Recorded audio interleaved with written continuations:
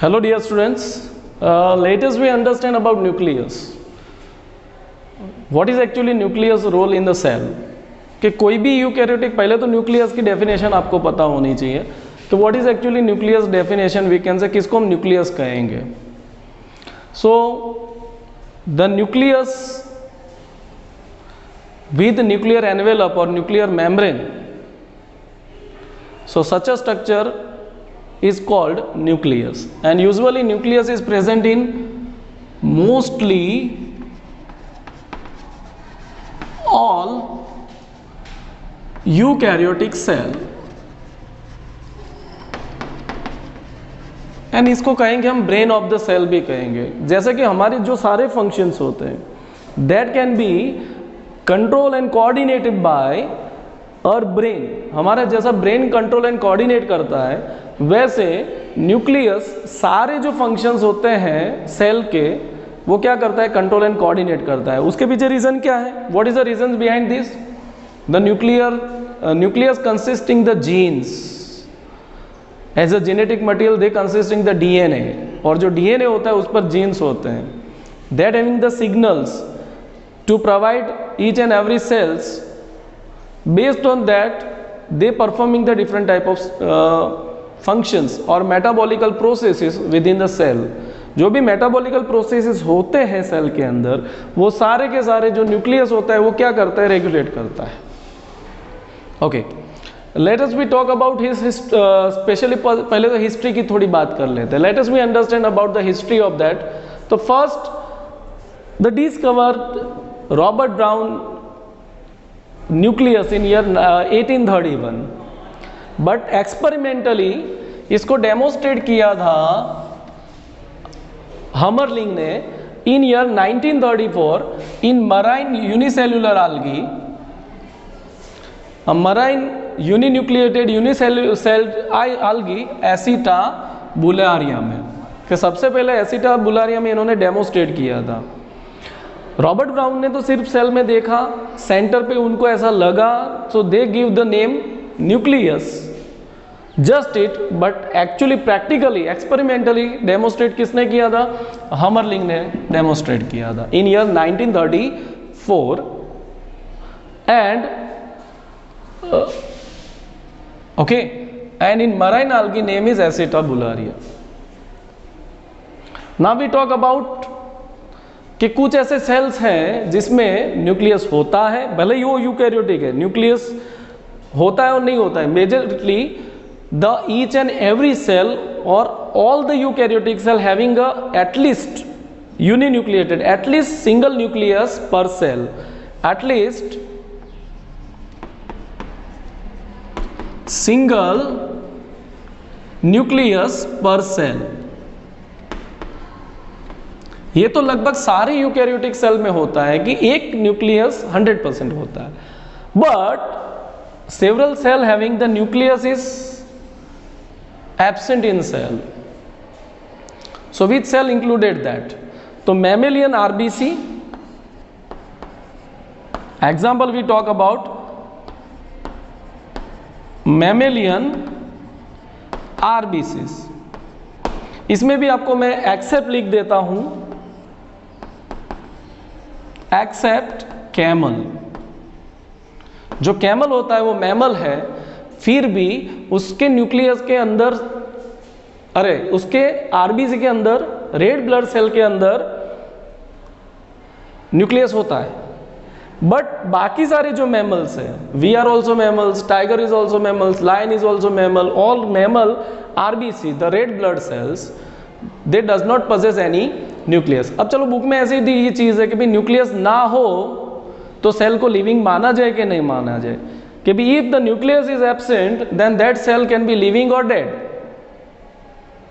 What you can be say. तो it is a consult करने की बात है, कौन सा सेल है उसके ऊपर डिपेंड रहता है. द सेल कैन बी, लगभग तो नॉन लिविंग में हम उसको कंसिडर नहीं करते हैं क्योंकि मेटाबॉलिकली एक्टिविटीज होती है उसमें. Okay, so this we can say, but उसकी डिवाइडिंग कैपेसिटी क्या हो जाती है, बंद. तो उसको हम किस में तब्दील कर देते हैं कि अन्यूक्लिएटेड सेल माना जाता है. बट इट कॉल्ड सेल, उसमें दूसरी मेटाबॉलिकली की एक्टिविटीज होती है. That means they are also keep in those having the metabolic activities, they keep in a living cell. But nucleus ना होते जिसमें मेटाबॉलिकल एक्टिविटीज नहीं होती है, ओनली दैट स्ट्रिंग, उसमें थिकनिंग हो जाता है और वो डेड हो जाते हैं, तो फिर उसको क्या हम बोलते हैं, डेड सेल्स बोलते हैं. Otherwise if the metabolical activities are performing like RBC, so it can be also consider as a living.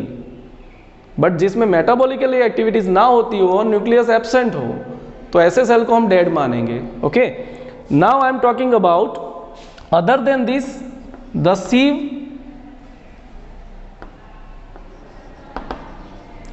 Tube cell and xylem में सीव ट्यूब, ये प्लांट में होता है. तो सीव ट्यूब जो सेल्स होते हैं, इसमें क्या होता है, न्यूक्लियस इज एब्सेंट. इसके अलावा किसमें एब्सेंट होता है, तो जाइलम में जाइलम वेसल सेल्स, इसमें भी न्यूक्लियस क्या होता है, एब्सेंट होता है. तो जो सेल होते हैं जिसमें न्यूक्लियस एब्सेंट होता है, that we called as a anucleated cell. Let us we talk about nucleated cell. अब हम किसकी बात करेंगे, न्यूक्लिएटेड सेल की बात करेंगे. लगभग न्यूक्लियस हर एक सेल में एक तो होता ही है. इसके पर लेकिन मैंने इसमें 3 कैटेगरीज डिवाइड करी हुई है, यूनिन्यूक्लिएटेड, बाइन्यूक्लिएटेड एंड पॉलीन्यूक्लिएटेड. इसको थोड़ा समझने का ट्राई करेंगे. मोस्टली सारे सेल में यूनिन्यूक्लिएट होते थे, सारे सोमेटिक सेल है हमारे. सोमेटिक मतलब बॉडी सेल्स. जो भी सेल है, all cell having eukaryotes having single nucleus, लेकिन सर्टेन हैविंग द बाइन्यूक्लिएटेड. मतलब कितने न्यूक्लियस होते हैं, 2. तो जनरली जो सीलिएट्स है, मतलब कि प्रोटोजुअन्स हैं, सीलिएट्स है जिसके ऊपर सीलिया होता है, उसमें लगभग कितने न्यूक्लियस होते हैं, 2. एक बड़ा वाला माइक्रो एंड एक स्मॉलर, बड़ा वाला mega and smaller one is micronucleus, that is actually present in paramecium. तो in paramecium you understand there is a 2 nucleus, एक छोटा होता है that is called micro and the bigger one that is called mega nucleus. Okay, now we talk about, इसमें तो 2 होते हैं, तो कि ciliated protozoans like paramecium, उसमें कितने होते हैं, 2, छोटा एंड बड़ा. polynucleated मतलब more than 2. तो this can be in present in many somatic cells of mammals. Mammals के कभी कभी सोमेटिक सेल में 2 से ज़्यादा न्यूक्लियस हो जाते हैं. अब इसके अलावा I am talking about, it is also present in hyphae of Rhizopus fungi. It is also present in to hyphae of Rhizopus fungi. It is also present in somehow in mammalian cells, plasmids जो होते हैं, Plasmodium, उसमें भी ऐसा ही कुछ conditions होता है. लेकिन ऐसी कंडीशन कैसे आ जाती है कि how does the polynucleated cell can be form. Polynucleus मतलब कि एक सेल के अंदर एक से ज़्यादा न्यूक्लियस कैसे फॉर्म होते हैं. तो एक एग्जांपल मैं आपको देता हूं पहले, कि यू ऑल, नारियल पानी, जो कोकोनट मिल्क है, यू कैन ऑल ड्रिंक, आपने नारियल पानी पिया होगा, तो उसको कहते हैं कोकोनट एंडोस्पर्म. ये वर्ड आपके लिए अभी नया है, बाद में आपको समझाऊंगा. Coconut endosperm. तो इसमें भी एक सेल है और उसमें भी बहुत सारे क्या होता है, मैनी न्यूक्लियस. तो let's we understand why is it so, कि why is it the polynucleated situation to be arises within a cell. मतलब कि एक सेल में क्यों एक से ज़्यादा न्यूक्लियस कैसे आ जाते हैं. तो उसके पीछे फॉर एग्जांपल कोकोनट एंडोस्पर्म है, मतलब कोकोनट मिल्क है, उसमें बहुत सारे न्यूक्लियस होते हैं एक सेल के अंदर. हाइफी ऑफ राइजोफस है, हाइफी मतलब फिलामेंट्स होता है राइजोफस में, जिसमें बीच में सेप्टा ना होने के कारण एक से ज़्यादा न्यूक्लियस पाए जाते हैं. तो एक ये हाइफी को हम क्या बोलेंगे, this is called single hyphae having the many nucleus. But how does this situations to be arise. इसमें तो लीगली असेप्टेड है, मतलब कि सेल के बीच में पार्टीशन ना होने की वजह से इसमें तो पॉलीन्यूक्लिएटेड कंडीशंस आ जाती है. But what about the coconut endosperm and the cell, those having the many nuclei within a nucleus within a cell, उनका क्या होता होगा? तो let we understand that condition is called syn syncytium. तो अब सिंक-सिंक्टियम क्या है थोड़ा अंडरस्टैंड कर लेते हैं। So let us we understand the polynucleated conditions to be arise in several cells just because of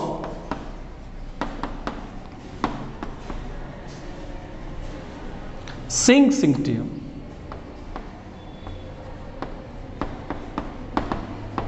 what is syn syncytium? ये सिंक-सिंक्टियम क्या है? तो this is the in several cell, for example Plasmodium,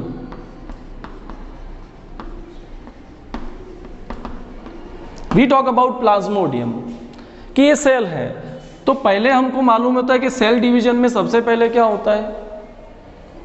nuclear division. One nucleus can be divide into two, two can be divide into four, four can be divide into 8। But इसमें क्या होता है, normally 2 होने के बाद normal cell में suppose ये divide हुआ तो इसमें न्यूक्लियस डिवाइड होके 2 सेल में डिवाइड हो जाएगा। तो यहां से एक सेल में से 2 सेल बनते हैं, इसको क्या कहते हैं? Cytokinesis. Okay, now here cytokinesis does not occur, only nuclear can be division occur. Syncytium मतलब no cytokinesis, only nuclear division can be occur.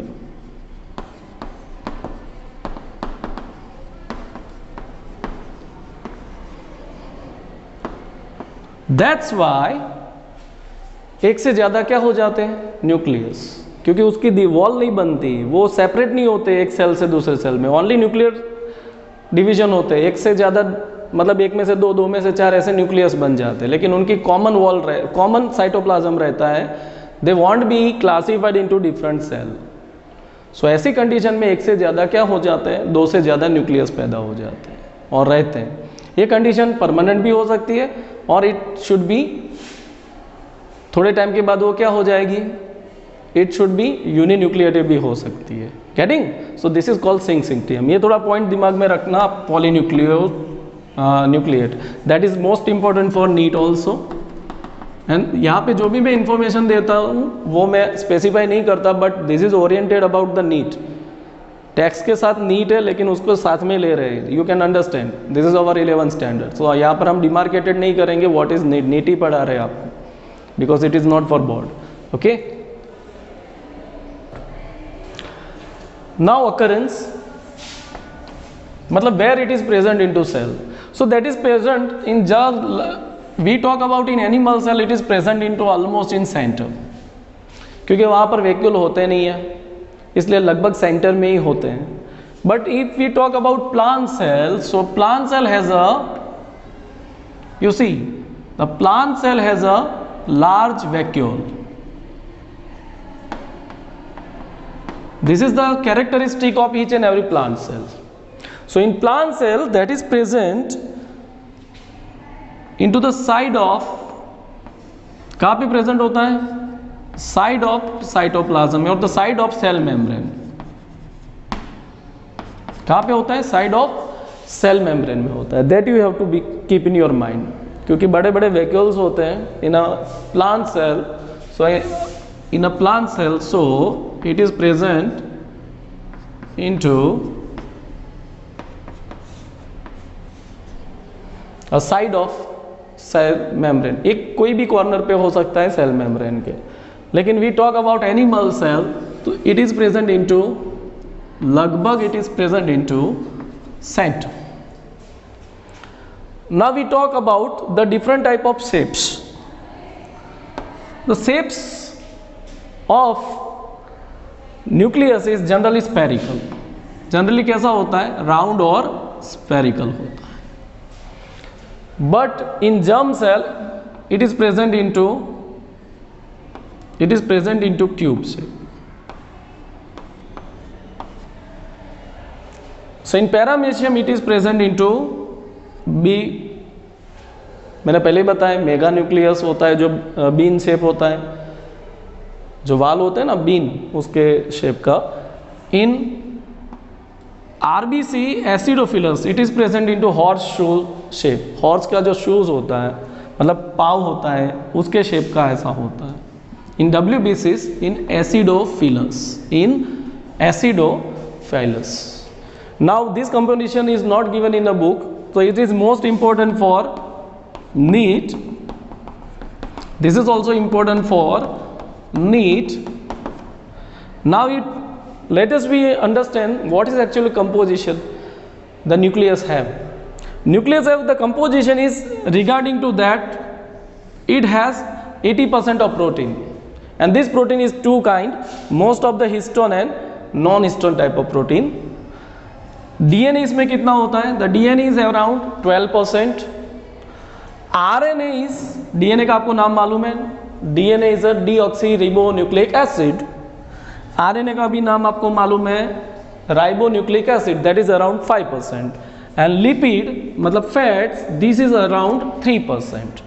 That is present into the composition of nucleus. Now enzymes, तो mostly कैसे enzymes होते हैं? तो जो nucleus है उसमें generally polymerases type of enzymes होते हैं. Which enzymes are present in that? Polymerases type of enzymes. And this enzyme is in abundant मतलब in more amount that for synthesize the DNA and RNA. That synthesize nothing but what? DNA and RNA. तो this is the all over composition of that, shape of that and occurrence, मतलब cell में कहाँ पे पाया जाता है, उसके different type of shapes क्या है, and the actual chemical composition that present into nucleus, that is 80% histone and non histone protein, DNA 12%, RNA 5%, lipid 3%, and enzymes आपको कोई पूछे, this is also very much of important.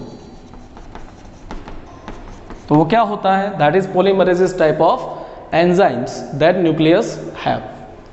तो वो किसके synthesis में, किसके प्रोडक्शन में काम आते हैं, किसके फॉर्मेशन में काम आते हैं? DNA synthesis and RNA synthesis के. Okay, this is the chemical composition. Let us we understand the structure of nucleus in general. Okay, now let us we understand the structure.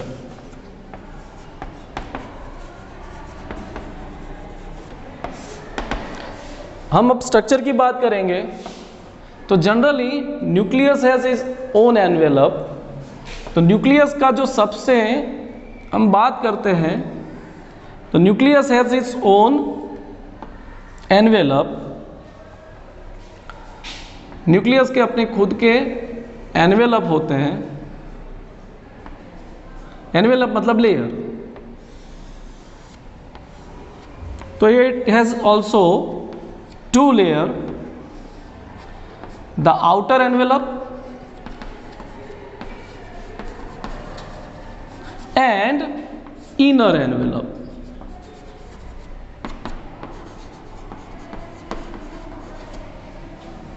तो outer and inner envelope होता है.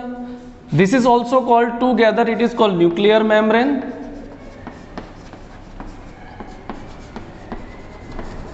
इसको हम क्या कहते हैं भी? न्यूक्लियर मेम्ब्रेन कहते हैं. The outer and inner envelope. The space between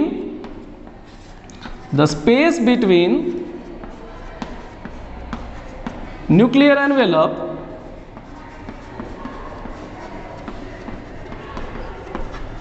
the space between nuclear envelope it is called perinuclear space. इसको हम क्या कहते हैं? पेरीन्यूक्लियर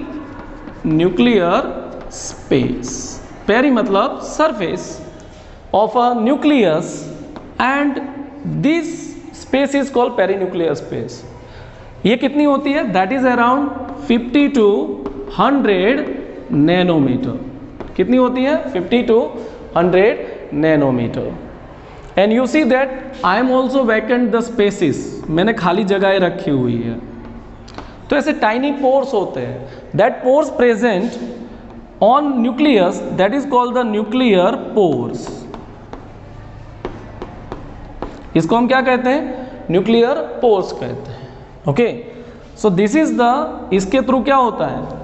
द कम्युनिकेशन और द ट्रांसपोर्ट बिटवीन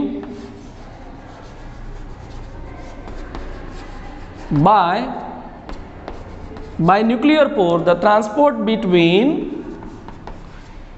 किसके किसके, न्यूक्लियोप्लाज्म एंड साइटोप्लाज्म के बीच में होते हैं, between cytoplasm and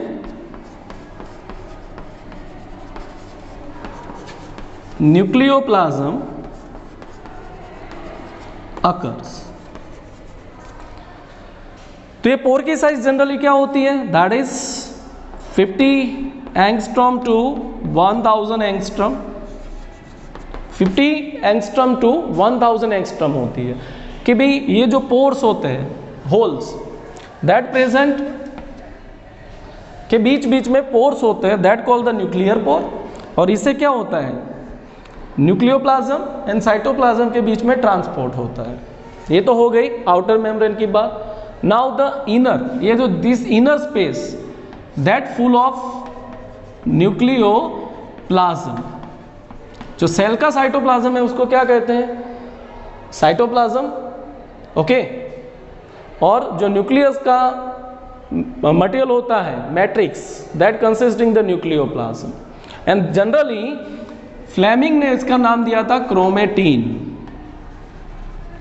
because it is colourful material. इसके बारे में मैं थोड़ा डिटेली आपको सेकंड लेक्चर में बताऊंगा। The chromatin that called by the Fleming give the name by Fleming. So this is called nucleoplasm. What is present into nucleoplasm? Aside the very dark structure which consisting the, एक dark structure होता है, that consisting the, this is active, this is called nucleolus. इसमें nucleolus होता है। That nucleolus is the active site for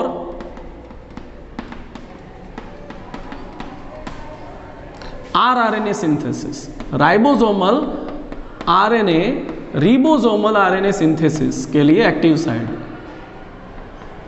रिबोसोमल RNA कहीं पे बनता है इन nucleus, that is into nucleolus, because they having the enzymes and that is 80%, जो 80 to 85% rRNA होता, मतलब आरएनए होता है, वो कौन सा होता है, ribosomal RNA, and that is forming by the dark nuclear organised structure, that is name is nucleolus.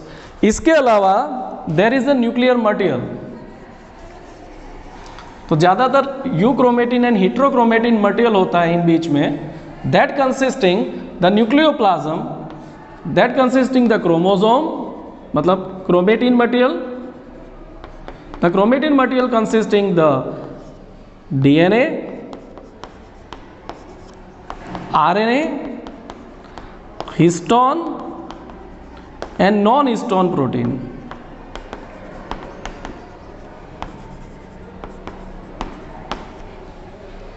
तो जो मिडल पोर्शन है, जो क्रोमेटिन मटेरियल है, न्यूक्लियोप्लाज्म में न्यूक्लियोलस के अलावा जो मैट्रिक्स और उसमें जो कलरफुल मटेरियल है, वो मटेरियल को क्रोमेटिन मटेरियल बोलते हैं, that discover by the Fleming, and this material can be consisting the DNA, RNA, histone and non-histone protein and other type of substances, lipid also and proteins also. So these portion can be called the nucleoplasm, and nucleoplasm majorly it is called as a chromatin material, क्योंकि उसमें ज़्यादातर क्या होता है, chromatin material उसको जाना गया है, और वो DNA, RNA, उसके अलावा histone and non histone protein होता है। सो this is all over structure of nucleus in general. कि न्यूक्लियस में क्या होता है, दो एनवेलप होते हैं जिसको कहते हैं न्यूक्लियर मेम्ब्रेन, उसके बीच में जो पोर्स होते हैं that is called nuclear pore, जिसके थ्रू कम्युनिकेशन होता है, और बीच का जो पोर्शन है पूरा मैट्रिकुलर पोर्शन है, that is called the nucleoplasm, and that chromatin material name is given by the Fleming, and this chromatin material consisting the DNA, RNA, lipid, histone and non-histone protein. Okay, we are keep up to here. Let's we understand in next session about chromosome, its structure and chromatin material. Okay, इसमें मैं आपको explain करूंगा chromatin में euchromatin क्या होता है, heterochromatin क्या होता है, ऑल, एंड चैप्टर वहाँ पे कंप्लीट हो जाएगा. Okay, thank you.